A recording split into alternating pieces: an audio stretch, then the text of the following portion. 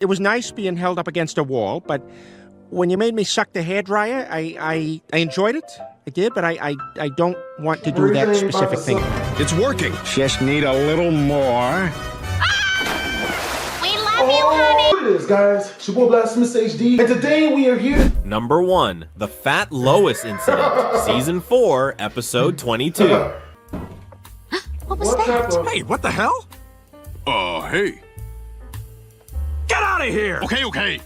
Peter pops in, confused by the pregnancy test in the house, and Lois casually drops the bomb that she thinks she might be pregnant. Stewie, shocked, wonders how on earth his dad still has the skills to aim so well, and even compares him to Lee Harvey Oswald. Mr. President, up here! I voted for you! Wait a minute. That guy on the grassy knoll's got a gun! He's gonna shoot the president! Holy smokes, I've gotta do something! All right, Lee, time to become an American hero. Peter understandably hopes Lois isn't pregnant, as he barely has enough money to feed his current family, let alone another kid. Lois, however, speculates that they might have gotten a little reckless during a role-playing game. Oh, I need a spanking. I'm a bad girl. I'm a paladin with 18 charisma and 97 hit points. Peter plays a knight with decomposition skills that had me laughing uncontrollably. I can use my Helm of Disintegration and do 1d4 damage as my half-elf mage wields his +5 Holy Avenger. Paladins can't use the Helm of Disintegration. Oh. Okay, then I'm a black guy. Luckily for them, Lois isn't pregnant, but just to be sure, Peter insists she get her tubes tied. Lois refuses. Neither of them wants to go through with the procedure, so Peter suggests they settle it with a no-rules race from their house to Boston. There, eat my dust, Lois.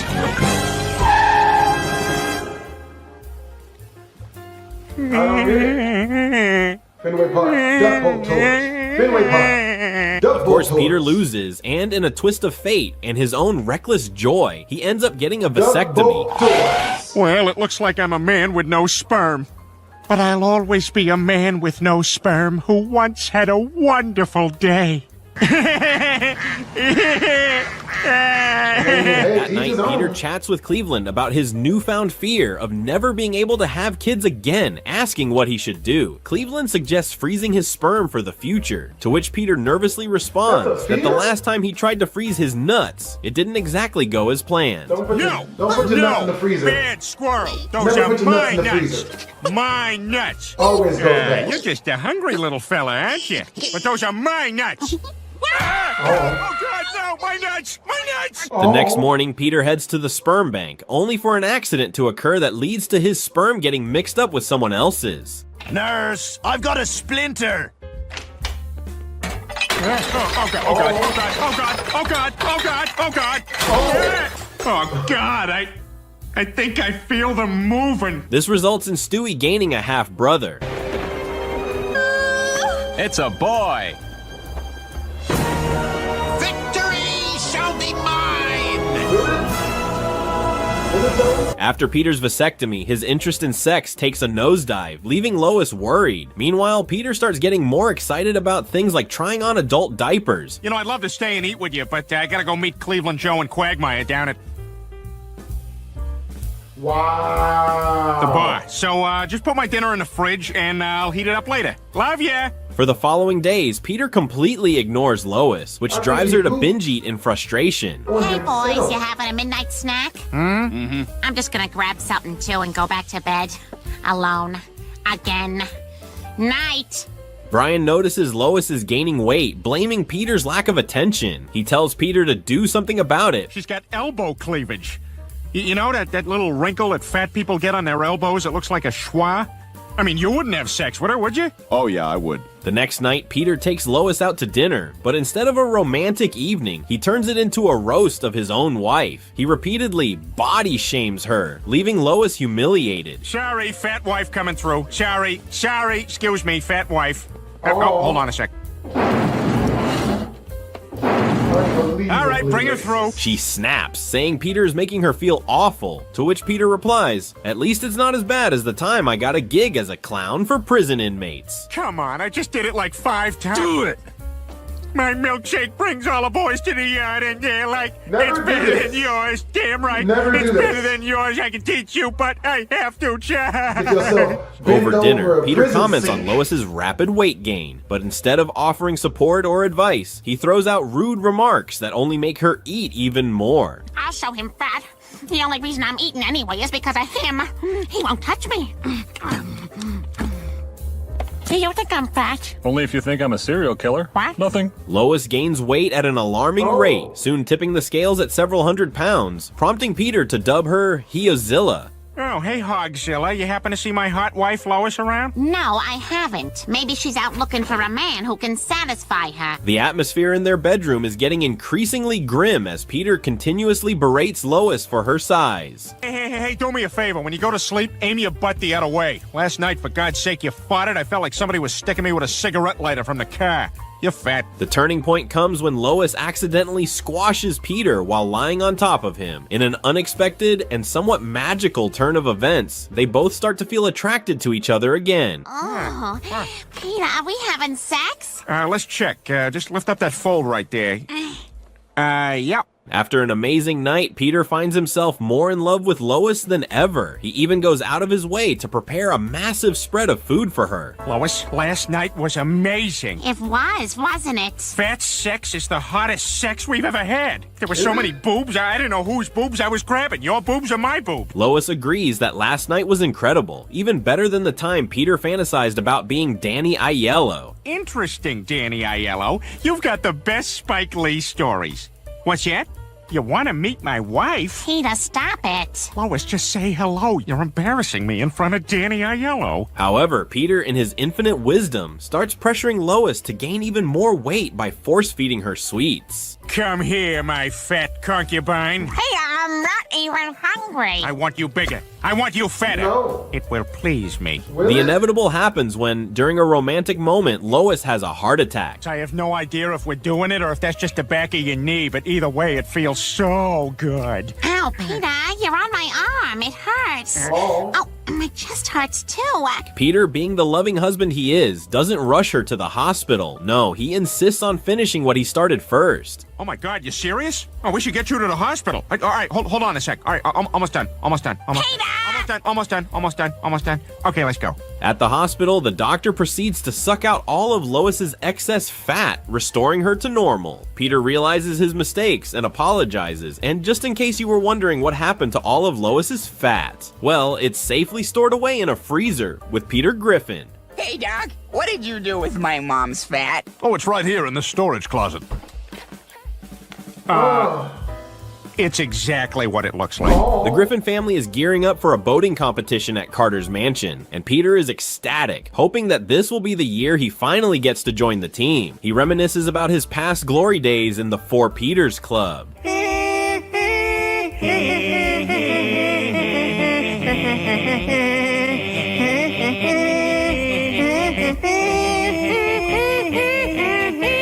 Upon arrival, Lois is thrilled to find out she and Peter will be staying in the room she used to stay in during high school. Stewie, ever the critic, spots a cup in the room and says it's the second most impressive cup he's ever seen. And the Grammy for Album of the Year goes to Justin Timberlake. Ha! It actually goes to Nelly. Nelly. Meg is stunned to learn that Lois was once crowned Miss Teen Rhode Island at 16, and Lois proudly shares that she was even offered a modeling contract back then, though Carter wouldn't let her take it. My girl is not lowering herself to modeling. That sort of uncouth activity is below this family. Now go away, I'm busy.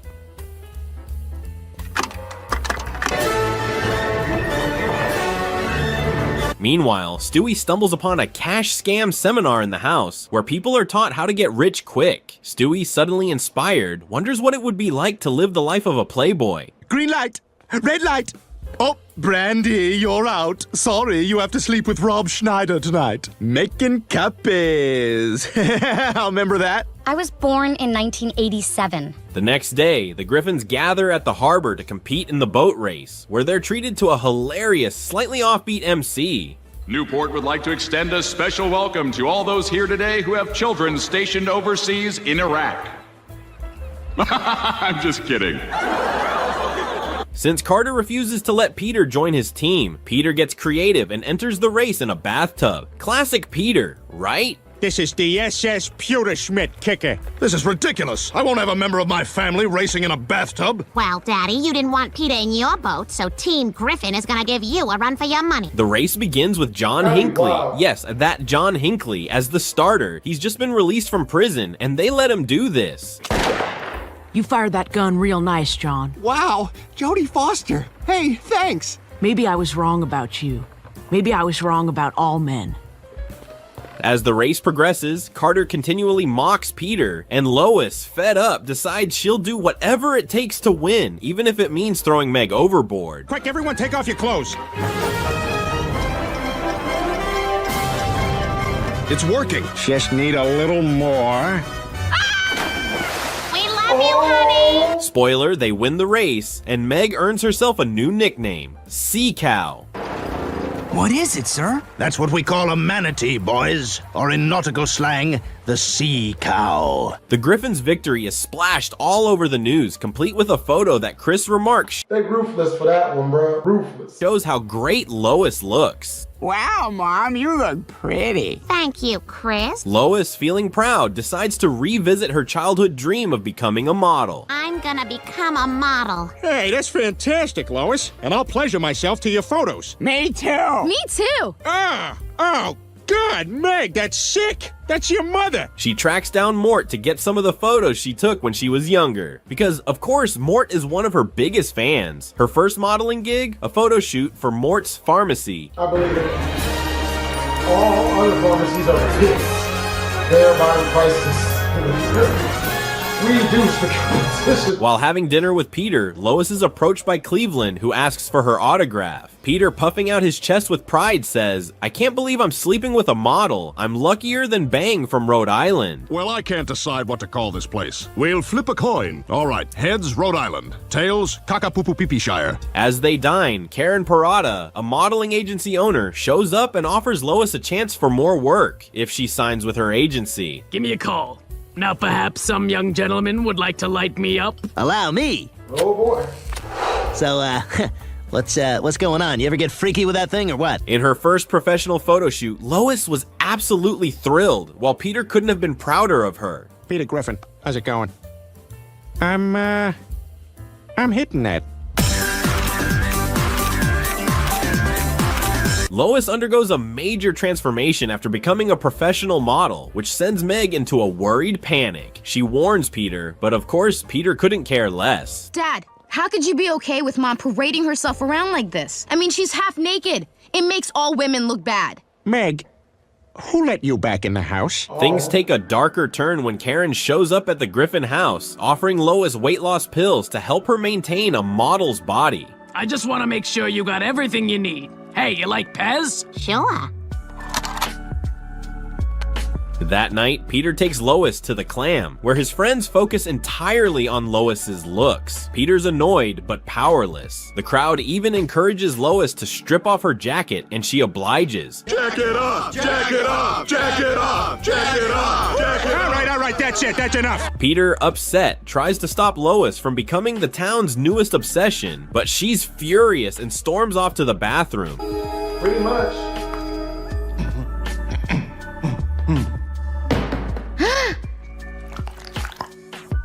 Come on, come on! Go away! In her emotional turmoil, she swallows the weight loss pills. Lois starts acting erratically, even spending the whole night out and not returning until morning. Hey there, sweetie. I got a wax this morning, and let's just say you're cleared for landing, huh? Oh, Giggity. She breezily claims she was just hanging out with some girlfriends, but drops a bombshell. She's been invited to a Vogue magazine party, and the guest list is more exclusive than the Garden of Eden. So basically, you can eat from any tree you want except this one. Can we sit underneath it? You know, I would just not go near it at all. At the party, Lois and her model friends engage in a disturbing contest to see who's the skinniest. Yes, Lois is now so thin it's downright shocking. Check out these ribs, Lois. Oh, yeah? That's nothing. The milk's gone. Go back. ahead, try them out. All the titties gone and stuff. Come on, baby. Hey. Hey, not bad. Peter, desperate, turns to Carter for help, knowing that Carter might be the only one who can control Lois at this point. But Carter has one weird condition. Peter has to eat a pine cone first. Eat it. It will amuse me. How is it? How does it taste? It's awful. Finish it. Eat it. I hate it. Eat it. Eat it. Swallow it. It hurts. This is for Lois. Go on. They disguise themselves as hipsters and crash the Vogue party to drag Lois back home. Once there, Carter forces Lois to quit modeling, but she stubbornly refuses. Only when Peter speaks to her with heartfelt sincerity does she realize how much he loves her and how out of control things have gotten. I just want you to be happy. This is ridiculous. No daughter of mine is going to be happy. Excuse me, Carter. I think I owe you this. That's for giving me a book last Christmas. You're rich, you jerk. Lois, seeing Peter's love and support, comes to her senses, and everything returns to normal. Hey, you want to make him really mad, Lois? Let's have sex on his back like we used to. Oh, what the hell's going on? Oh, ew, ew, ew, ew, ew. Number 3. Lois becomes a muscle girl in Season 18, Episode 10. The story kicks off when Lois gets a headache over Chris's terrible music skills. And why is that? Oh, just because his music teacher quit and was replaced by a bird.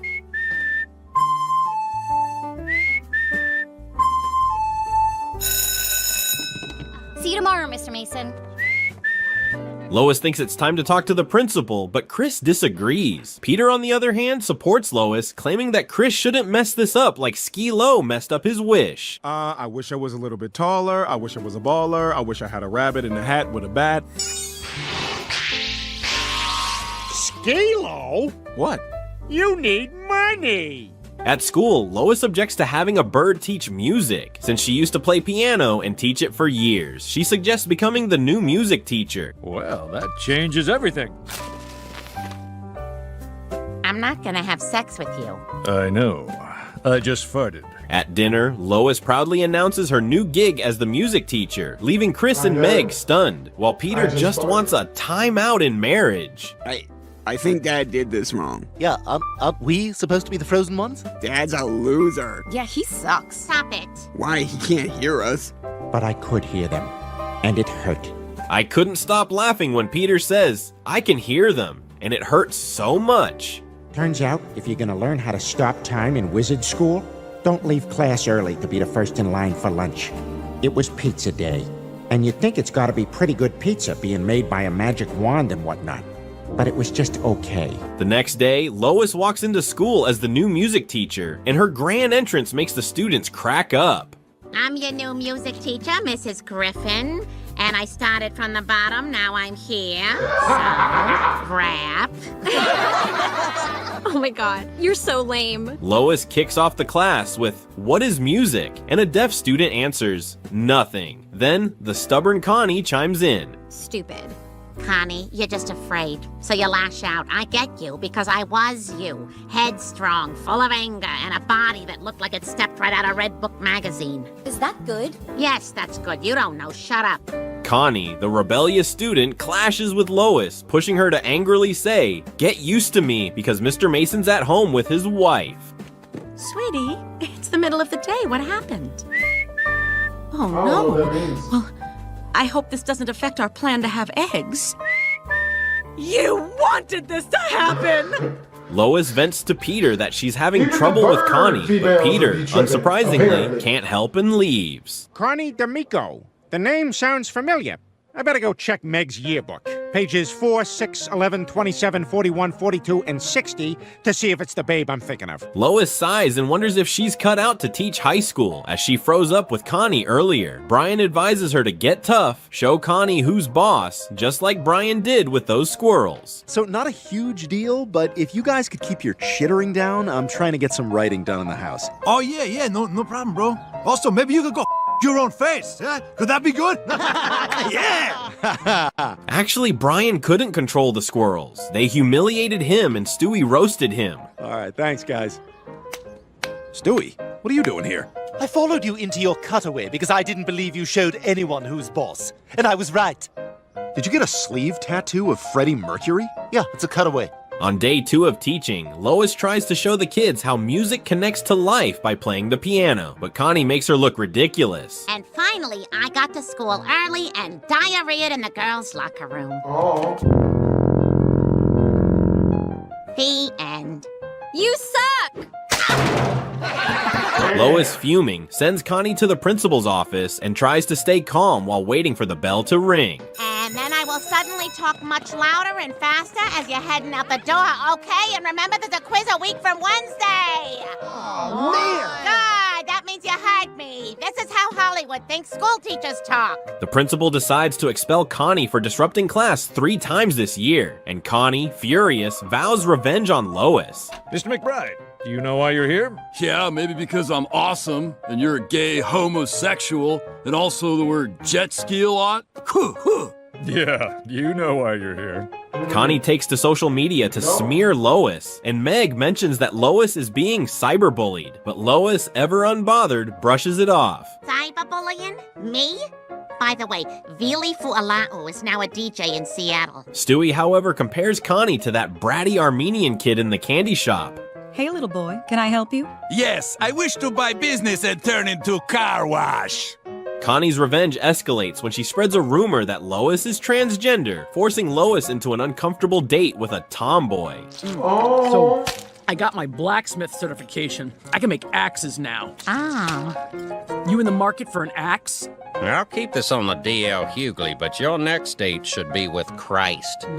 Lois is exhausted from dealing with Connie, and Peter, as usual, doesn't care, suggesting Lois should just go to the police if Connie's ruining her life. Lois doesn't want to argue with ringing phones and typing sounds at the station. She hacked all my internet accounts. What? Connie, I think she hacked my Twitter. Well, without any hard evidence, Lois, I'm afraid there's nothing we can do. Fine. I knew this would be a waste of time. At the supermarket, Lois can't even buy her favorite paper towels because Connie bought them all, while Peter is distracted by weird new milk products. So sorry. I need them all for the big mess you've made. Hey, Lois, do we need any jeans milk at home? Oh, hey, Connie. Nice shopping outfit. Lois tries to convince Connie to leave her a few rolls of Viva, but of course, Connie says no and even mocks Lois, pushing her to threaten her. That's it. You'll pay for this, Connie. You better watch your step. Ah, darn it. I couldn't open my camera in time. Oh, you can just text me yours. I'm not texting you. I don't know you. Then, out of nowhere, Connie dies in a mysterious accident with her car's brake line cut. The police suspect Lois since she threatened Connie earlier. We've got you on grocery store video threatening Connie D'Amico. You're under arrest for her murder. What? Guys, my mom was arrested for Connie's murder. No quiz! Brian insists Lois didn't kill Connie, but all evidence points to her, so Joe is forced to arrest her. Peter, panicking, doesn't know what to do if Lois is gone. 2 or 3 more jokes, Peter. So long, this is us. Last one, maybe. So long, see you in my dining room. You got a stronger one to end on? So long, bitchy 2 a.m. blanket pulls. Ah, there we go. Peter. Brian and Peter decide to become reporters to prove Lois's innocence. But when Lois calls from jail, Peter doesn't ask any questions about the case. Peter, I don't have time for this. I don't have time for underwear that bunches up. That's why I wear MeUndies. Perfect underwear for hanging yourself in your jail cell. Back at home, Peter and Brian search their bedroom for clues. But all Brian finds is Peter's Nerf gun from last summer. No way, she said I lost that. She deserves to be in jail. Hey! Suck on that, Lois. That was very close to my eyes, Peter. It wasn't close to your eye. That's why I took it. It was so far from your eye. And Peter, after racking his brain, comes up with the crazy idea to tear people's faces off to find the real killer. Predictably, that doesn't work. Twins? Guess again.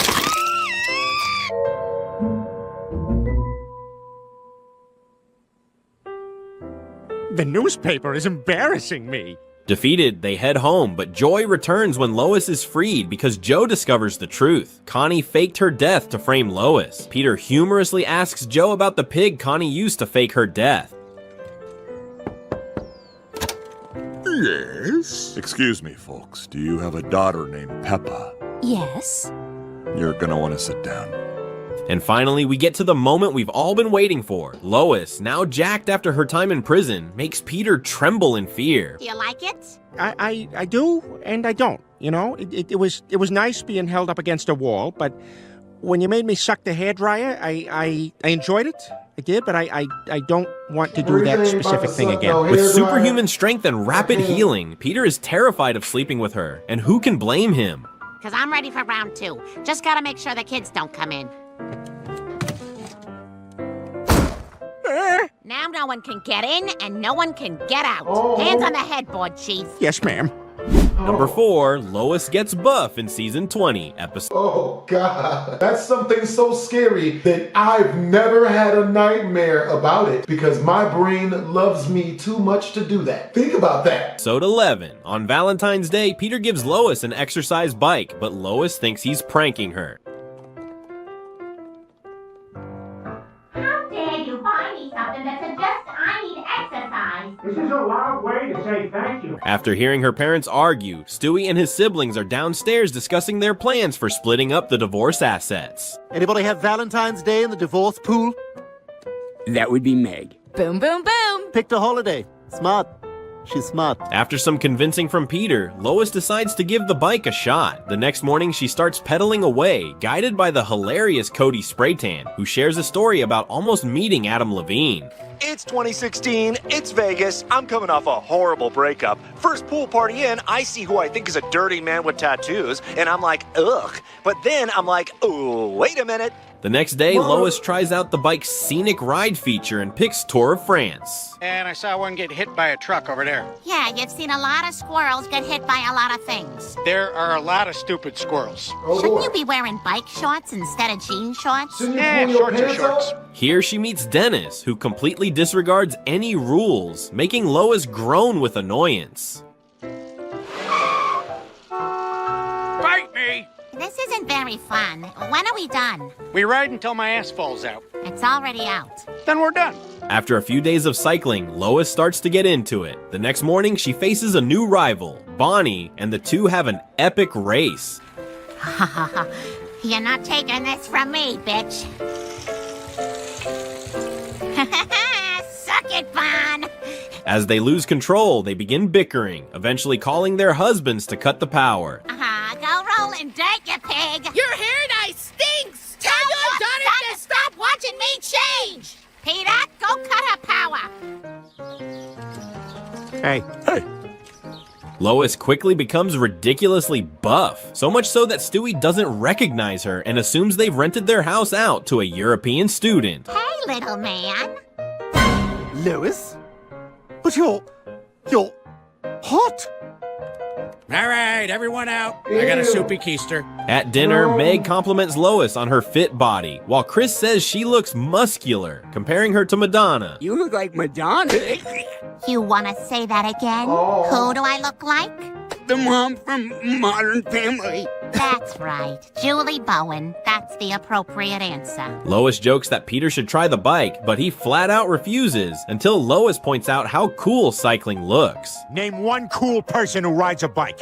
Kermit the Frog. Okay, skinny legs, here I come. However, Peter's out-of-shape body leads to him riding the bike with terrible posture, injuring his man-jewels. Ow! Ow! Ow! My balls! Why would you should stop. Ow! Ow! Ow! Ow! Ow! Ow! Brian, lounging outside, hears Peter's agonizing scream and instinctively barks in sympathy, because, of course, dogs do that.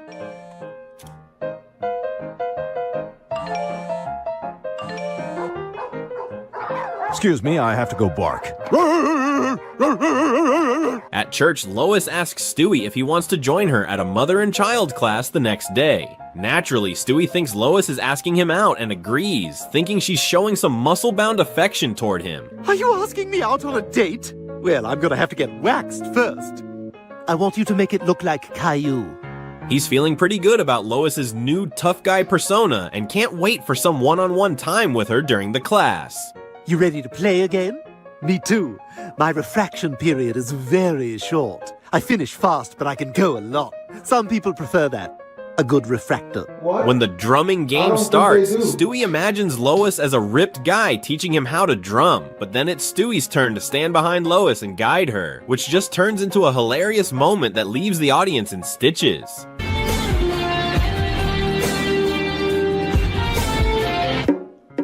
Is everyone watching?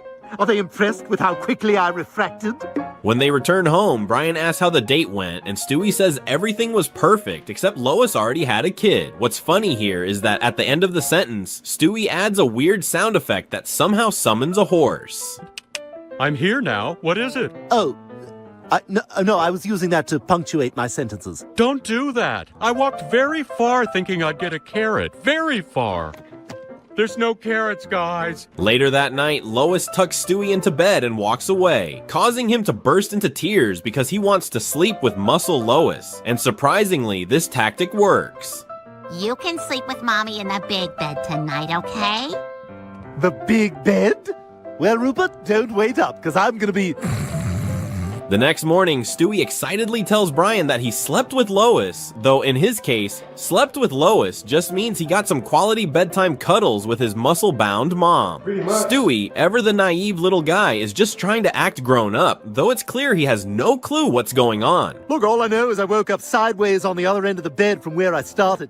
But tonight is the night it is going down. Brian, utterly confused, watches Stewie make a big deal out of it and just decides to leave to grab a coffee and sunbathe instead.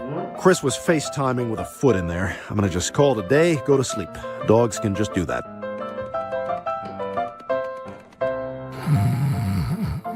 Does anyone know how to send athletes foot spray to Romania?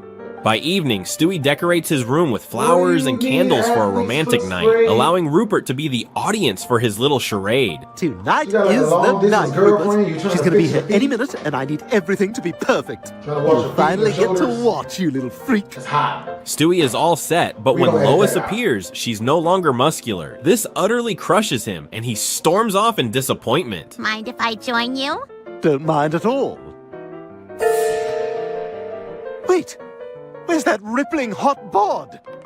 No, you can't still watch. There's nothing to watch. It's not happening. And the episode wraps up with Lois offering some sage advice. Don't buy exercise equipment you don't use, and don't leave it scattered all over your house. Please, before you buy one of these pieces of equipment, think about if it's gonna be better than watching Ozark. Thank you.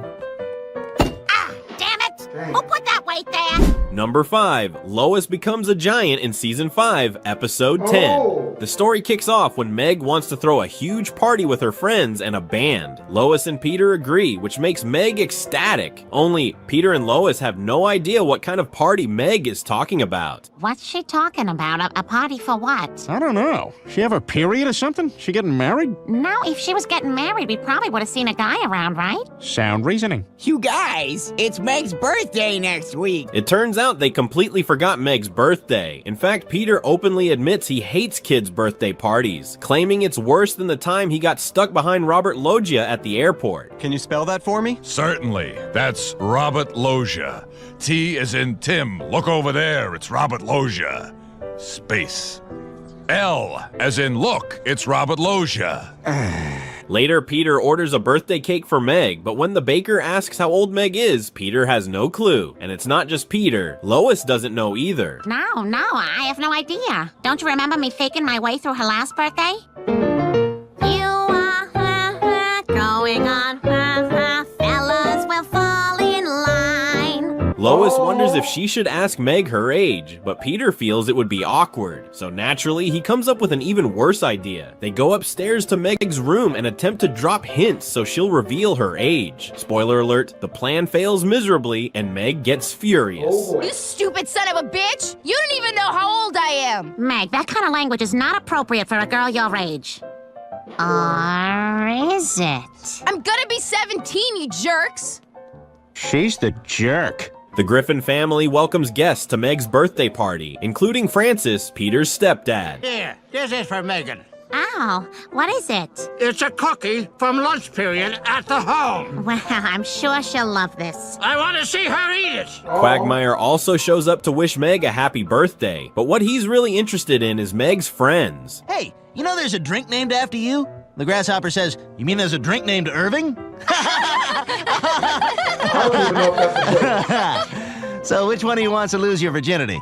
Meg complains to Lois that the party is boring, and Lois tries to comfort her by saying Peter has a big surprise in store. Peter, of course, dresses up as a clown and presents Meg with the gift of a pile of handkerchiefs he pulled out of his mouth. Yeah, I don't think you're actually supposed to swallow those.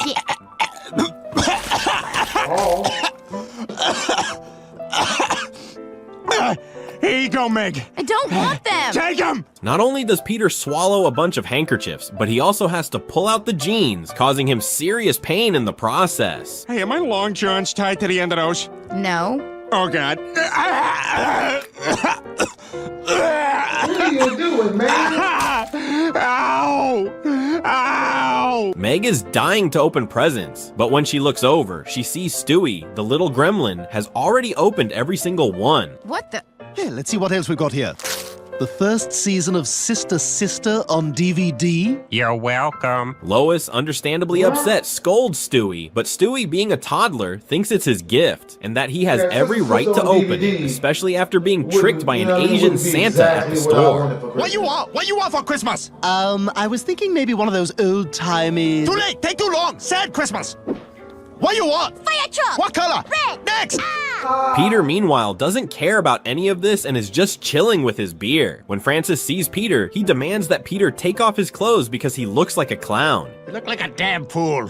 Dad, you won't say that when you see my grand unicycle finale. Naturally, Peter ignores him and proceeds to take his unicycle out to entertain everyone. The result? Francis ends up in the hospital with severe internal injuries. All right, this is gonna blow you guys away.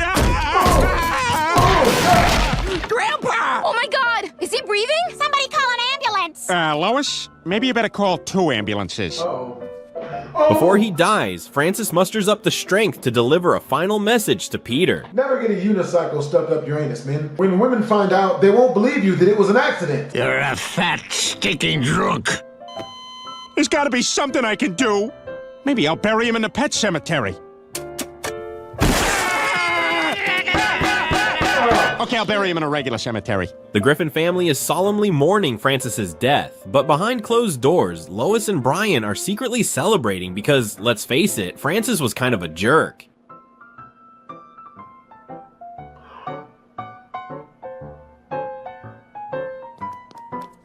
We're all gonna miss him. Tragic. After this, Peter swears off alcohol and switches to something even worse, another terrible habit. Peter, what are you doing? Crack? What the Hey, at least I'm not drinking, Brian. Yeah, this isn't exactly a good substitute. Where'd you get crack? From blacks. What? Brian encourages Peter to find a healthier way to quit drinking, but not before he tries his new habit first. Hey, Peter, just thought I'd check on you. Oh my God! Government came and took my baby! Meanwhile, Stewie is in full troublemaker mode, snooping through the adult stuff, this time Lois's jewelry drawer. Oh, what's this? Hot Monogamy, the board game for failing marriages. What the fuck?